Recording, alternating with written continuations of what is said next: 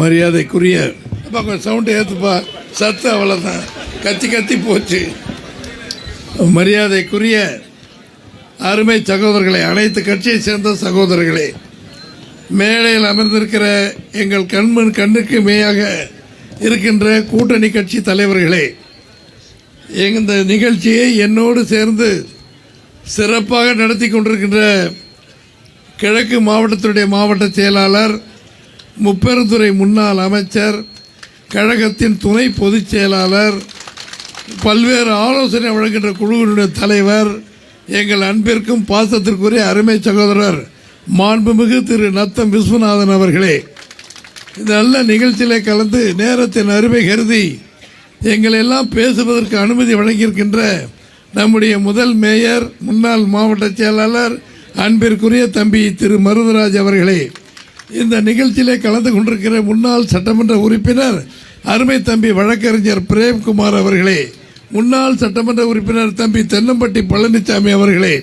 இந்த நல்ல நிகழ்ச்சியில் எங்களுக்கு பிறகு கோஷங்களை எழுப்புவதற்கு தயாராக இருக்கின்ற வேடசந்தூர் சட்டமன்றத்தினுடைய முன்னாள் உறுப்பினர் அருமைக்குரிய தம்பி பாசனுடைய மாநில செயலாளர் திரு டாக்டர் பிரேம்குமார் டாக்டர் பரமசிம்மா அவர்களே, அருமை தம்பி புரட்சி தலைவி அம்மாவுடைய திருப்பெயரை தாங்கியிருக்கின்ற அம்மா மாநிலத்துடைய துணை செயலாளர், என்னுடைய அன்பு மருமகன், என் மகளை கட்டியிருக்கிற ஆர்விஎன் கண்ணன் அவர்களே, அன்பிற்குரிய நிலக்கோட்டை சட்டமன்ற உறுப்பினர் அன்பு சகோதரி தேன்மொழி சேகர் அவர்களே, அப்புறம் இன்னொரு உறுதிமொழி வழங்கியிருக்கின்ற தம்பி பாரதி முருகன் அவர்களே, முடிவாக இங்கே கொள்கை முழக்கமிட இருக்கின்ற தம்பி மருதராஜ் அவர்களே, இந்த நல்ல நிகழ்ச்சியிலே அகில இந்திய ஃபார்வர்ட் பிளாக் கட்சியினுடைய அகில இந்திய பாரதிய ஜனதா கட்சியுடைய தலைவர், மாநில பொதுச் செயலாளர் மாண்புமிகு தம்பி திரு சீனிவாசன் அவர்கள் இங்கே தலைமையேற்று தலைமையிலிருந்து இங்கே வந்திருக்கிறார்கள். ஐயா மோடிஜி அனுப்பி இங்கே வந்திருக்காங்க. எங்களுக்கு பின்னால் அவர் பேச இருக்கிறார். ஆனால் அவரை சுற்றி வந்த உடனே முத்துராமலிங்கம் போன்ற தம்பிகள் எல்லாரும் வந்ததுமே நம்ம சகோதரிகள் பாரத் மாதாக்கி அப்படிங்கிற ஒரு கோஷத்தை கொடுத்து பிச்சு எடுத்துட்டாங்க. எல்லா கட்சியிலும் இப்படி ஒரு கோஷம் வச்சுக்கணும், அப்போதான் நமக்கு அடையாளம் தெரியும். இல்லைன்னா போச்சு போல இருக்கு. இந்த தேர்தலுக்குள்ள புதுசாக கண்டுபிடிப்போம். நம்பர் 1 சகோதரர்களே, இந்த நிகழ்ச்சியை நாம் ஏற்பாடு செய்திருப்பது உங்களுக்கு எல்லாருக்கும் தெரியும். இங்கே அத்தனை தலைவர்கள் வந்திருக்காங்க. நான் முதல்ல எல்லாரும் பேரும் சொல்லிட்டேன். யாரும் உங்கள் பேரை கேட்கலைன்னா நீங்கள் லேட்டாக வந்திருப்பீங்க. அத்தனை பேர் இருக்கிறதெல்லாம் படிச்சுட்டேன். தம்பி பாரதிய ஜனதாவுடைய என்ன பொறுப்பில் இருக்க தமிழ் ஆங்கில இலக்கிய தலைவர் எங்கள் அன்பு தம்பி முன்னாள் சட்டமன்ற உறுப்பினர் மரியாதைக்குரிய சேவல் அன்பழகன் அவர்கள். போதுமாப்பா, சேவலை ஜெயிச்சு என்ன பண்ணாலும் சீட்டில் உனக்கு பாத்துக்கலாம் தைரியமா பயப்படாத. முன்னாள் சட்டமன்ற உறுப்பினர் அண்ணன் வேணுகோபால், அண்ணே மன்னிச்சுக்கண்ணே, என்னென்ன பண்ண சொல்றீங்க, சரி வளர போய் அண்ணன் வேணுகோபால் அவர்களே, அது நிலக்கோட்டை சட்டமன்ற முன்னாள் உறுப்பினர் வழக்கறிஞர் அன்பிற்குரிய தம்பி தங்கத்துறை அவர்களே, அன்பழகன் சொல்லிட்டு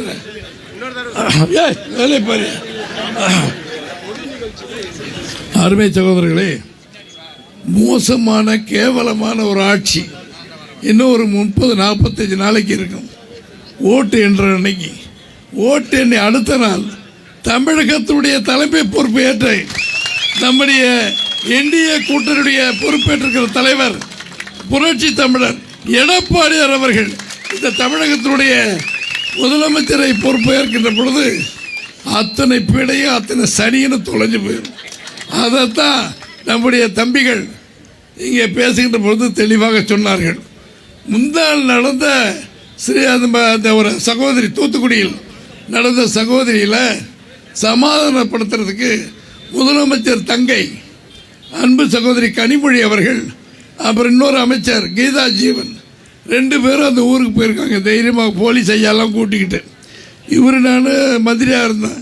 எங்கே போனாலும் 100 போலீஸ் நிற்பாங்க. இப்போ இங்கே உட்காந்துருக்கேன். நாளைக்கு ஓட்டு என்ன முடிஞ்சது அவங்களுக்கு அந்த கதை தான். அதில் அவங்க சமாதானம் பண்ணுறாங்க. வெளியே போறியா இல்லைன்னு சொல்லி முதலமைச்சர் தங்கச்சியை கனிமொழியை எல்லாரும் சத்தம் போட்டு வெளியேற்றுறாங்க. அந்த ஊர் கீதா ஜீவனை அந்த அவரையும் வெளியேற்றுறாங்க. அம்மா கொஞ்சம் கொடியெல்லாம் கொஞ்சம் கீழே பிடிக்கப்பா, ஓரமாக சைடில் போனேன் என்னப்பா முதல் போயிடுச்சு அவங்களுக்கு, கொஞ்சம் பிடிக்கப்பா எல்லோரும் பார்க்கணும்ல, இன்னும் கொஞ்சம் கீழே இறக்கு பரவாயில்ல. இல்லை புலிக்கொடி இருக்கிறார், புலி அவரை ஒன்றும் சொன்ன பேச்சு கேட்க மாட்டார். விடு, அவர் சைடில் இருக்கார். அவர் புலிகள் அப்படி தான் இருப்பாங்க. இந்த பாரதிய ஜனதா எங்கே இருப்பா. எனவே தோழர்களே, முந்தாள் நடந்த தூத்துக்குடி சம்பவமே இந்த ஆட்சி கேவலமானது என்பதற்கு கனிமொழியை அந்த இடத்திலிருந்து விரட்டி வெளியே போங்கள் என்று சொல்லி கனிமொழியையும் அந்த அமைச்சர் கீதா ஜீவனை வெளியேற்றதே சாட்சி. நம்பர் 1. இங்கே பேசிய அத்தனைக்கும் காரணம் இவ்வளவு கொலை கற்பழிப்பு எல்லாம் நடக்குதுன்னா கஞ்சா அபீன் எங்கே பார்த்தாலும் இந்த மேடையில் சொல்கிறோம். சின்ன பள்ளிக்கூடம் வைக்கிற பிள்ளைகளில் கூட இந்த மிட்டாயில் கஞ்சாவை கடத்தி அதில் போட்டு விற்கிறானுங்க. இதில் தான் இது மோசமான ஆட்சி நடந்துக்குன்னு சொல்லி இன்றைக்கி இந்தியாவில் இருக்கிற 82 மாவட்டத்தில் இந்த நிகழ்ச்சியை நம்முடைய கூட்டணி கட்சி தலைவர்களோடு மாண்புமிகு எடப்பாடி அவர்கள் அறிவித்து அழகாக நடந்துக்கிட்டு இருக்கு. இப்போ சென்னையில் எடப்பாடியார் பேசுகிறாரு, நயினார் நாகேந்திரன் அவர்கள் மதுரையில் பேசுகிறாரு, தம்பி பேராசிரியர் சீனிவாசன் திண்டிமாநகரத்தில் முழங்குகிறார். இப்படி ஒவ்வொரு ஊர்லேயும் ஒருத்தர் பேசுகிறாங்க. சென்ற நடந்து முடிந்த நாடாளுமன்ற தேர்தலில் பிஜேபி தனியாக நின்றார்கள், நாங்கள் தனியாக நின்னோம். இப்போ எங்களோடு இருக்கிற அத்தனை கூட்டணி கட்சிகளும், சில கட்சிகள் பிஜேபியோடு இருந்தது, சில கட்சிகள் எங்களோடு இருந்தது. இப்போ அத்தனை கட்சிகள் சேர்ந்ததற்கு பிறகு கருத்து கணிப்பு நேற்றைய தினம் வந்து நம்முடைய செய்தி குறிப்பிலே சொல்லியிருக்கிறார்கள். அனைத்து இந்திய அண்ணா திமுக கூட்டணி, இந்திய தேசிய ஜனநாயக கூட்டணி 50%, தமிழகத்தில் 50% வந்திருக்கிறது. 42%, 43% திமுக. எனவே எழுதப்பட்ட வெற்றி அண்ணா திமுக கூட்டணிக்கு என்று மக்கள் சொல்லிவிட்டார்கள். 192 எம்எல்ஏ ஒவ்வொரு இடத்திற்கும் நம்ம ஊருக்கு வந்த மாதிரி மாண்புமிகு எடப்பாடி இன்னைக்கு ஊர் சுற்றி பிரச்சாரம் பண்ணிட்டார். ஒரு இடத்திலேயாவது இன்னைக்கு முதலமைச்சர் ஸ்டாலின் எந்த எம்எல்ஏ ஊருக்காவது போயிருப்பாருன்னா கிடையாது. ஊராவட்டு நெய்ய என் பொட்டாட்டி கையேக்கிற மாதிரி அரசாங்க பணத்தை எடுத்து பெரிய பெரிய ஊர்வலம், பெரிய பெரிய மகாநாடு நடத்தி இவர் ரதத்தில் வராரு. சந்திரமகான் மாதிரி அரசன் அன்று கொள்வான், தெய்வம் நின்று கொள் என்பதற்கு அவருடைய வீழ்ச்சி ஆரம்பிச்சாச்சு. நம்ம பணத்தை எடுத்து நம்ம கண்ணில் குத்தி பெரிய சிறப்பான ஒரு அவங்களுக்கு சக்தி இருக்குன்னு சொல்றான். யாருமே ஒரே நாள் 2 நாள் அழைப்பில் இங்கே ஆயிரக்கணக்கில் மக்கள் கூடி நம்முடைய கூட்டணிக்கு ஆதரவு கொடுக்கிறேன்னு சொன்னால் யாராலும் எதிர்கட்சியால் நம்மை ஆட்டவோ அசைக்கவோ முடியவே முடியாது. எனவே தெளிவாக இருங்கள், ஒவ்வொரு பூத்திலும் எச்சரிக்கையாக இருங்கள். அப்பொழுதுதான் நம்ம வெற்றி பெற முடியும். இல்லையென்றால் ஒன்றுமே பண்ண முடியாது. சகோதரர்களே, இன்னைக்கு திமுக எங்கே பார்த்தாலும் போராடுறாங்க. சிலிண்டர் கிடைக்கலைங்கிறான். ஏண்டா அதுக்கு பிஜேபி நரேந்திர மோடி ஐயாவா காரணம்? ஈரான போய் கேளுங்கடா, உலக நாடு கேளுங்கடா. அவன் அடிச்சுக்கிறான், சண்டை போடுக்கிறான். இன்னைக்கு புத்திசாலித்தனமாக ஜனநாயக முறைப்படி அறிவுத்தனரோடு அத்தனை வெளிநாடுகள் பேசி எல்பிஜி நம்முடைய சிலிண்டர் இருக்கிற கப்பல்களை அமைதியாக கொண்டு வந்து சேர்த்த உத்தமர் நரேந்திர மோடிஜியினுடைய சாணக்கியத்தினால் இன்னைக்கு எல்பிஜி, பெட்ரோல், டீசல் எதுவுமே பிரச்சனை இல்லாமல் கிடைக்குது. அதிமுக ஆட்சியில் 4 வருடம் 11 மாதம் 3 மாதம் இருந்த ஆட்சியிலே மாண்புமிகு எடப்பாடி அவர்கள் எந்தவித ஊழல் குற்றச்சாட்டுகள், எந்தவித பிரச்சனைக்கு இல்லாமல் மக்கள் மனதை ஆண்டதனால்தான் 75 எம்எல்ஏக்களோடு எதிர்க்கட்சி தலைவராக இருக்கிறார்கள். ஆனால் தோழர்களே, கொஞ்சம் சரித்திரத்தை பின்னோக்கி பார்க்கணும். அம்மா இருக்கும் பொழுது, கருணாநிதி ஐயா அவர்கள் இருக்கும்போது எதிர்க்கட்சி தலைவராக கூட ஆக முடியாமல் விஜயகாந்த் அன்றைய தினம் எதிர்க்கட்சியானார். ஏன் இதை சொல்லுகிறேன் என்று சொன்னால், புரட்சி தலைவர் எம்ஜிஆர் ஆட்சி, அம்மாவின் ஆட்சி எல்லாம் சேர்ந்து எடப்பாடியாருக்கு 75 எம்எல்ஏ பாட்டாளி மக்கள் கட்சி கூட்டணியோடு நாம் இருந்திருக்கிறோம். இப்பொழுது நம்முடைய சதவிகிதம் தமிழ்நாட்டிலே 50%, 42% உள்ள திமுக மரியாதைக்குரிய மாண்புமிகு நம்முடைய விஸ்வநாதன் ஐயா அவர்கள் சொன்னது போல பணத்தை வச்சு வீழ்த்திடல. எவ்வளவு பணம் ஏற்கனவே நம்ம கொடுத்தாங்க ஹாட் பாக்ஸ், அதெல்லாம் 100 ரூபாய்க்கு வைங்கெல்லாம் கொடுத்துருக்காங்க. அப்புறம் சேலையே கொடுத்துருக்காங்க. எப்படி பாவாடை இல்லாமல் கட்டுறது பொம்பளை எல்லாம் கேட்குறாங்க. அதனால கேவலமான ஒட்டுமொத்த தமிழ்நாடு முழுவதுமே கேவலப்படுத்தியிருக்காங்க.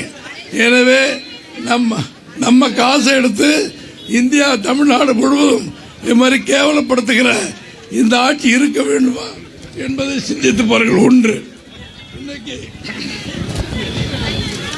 நம்முடைய 4 வருட பிஜேபி ஆட்சியில் நம்மை பார்த்து அடிமை என்று சொல்கிற திமுக முரசொலி மாவட்டம் இறக்கின்ற வரை அந்த பிஜேபியில் நம்முடைய வாஜ்பாய் கூட்டணி சேர்ந்த போது அவங்களதெல்லாம் இனிக்குதான்.